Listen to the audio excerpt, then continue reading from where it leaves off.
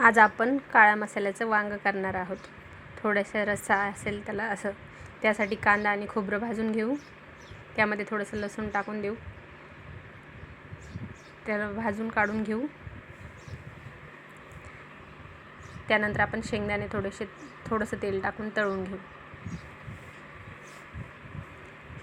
आणि माझ्याकडे येसूर असतो बनवलेला, मी तिथे थोडासा ग्रेव्ही करायची ना म्हणून टाकते. नाही टाकला तरी चालतो. शेंगदाणे काढून घेतले, मसाला काढून घेते. काळा मसाला बनवलेला मी तो,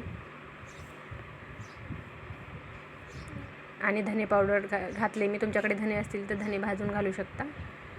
ते सगळं मिक्सरमध्ये टाकू. थोडासा मसाला टाकू म्हणजे कलर येईल. आणि येसूर टाकलं आहे मी, ते ऑप्शन आहे, ते नाही टाकला तरी चालतो. थोडंसं पाणी घालून वाटून घेऊ. हे माझ्याकडे ताजा फ्रेश कढीपत्ता आहे, मी तो पण टाकत आहे. आता मसाला वाटून झाला आहे. आता आपण पॅनमध्ये तेल टाकून घेऊ. कढीपत्ता घालून घेऊ.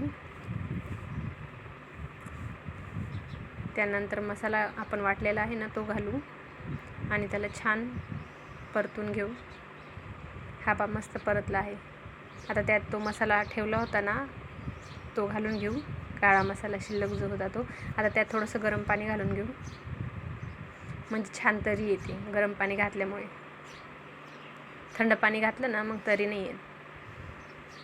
आता आपण यामध्ये ना वांगी घालून घेऊया.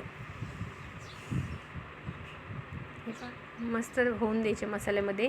आणि तुम्हाला ग्रेव्ही पाहिजे असेल तर पाणी टाकू शकता, नाही घातलं तरी चालेल.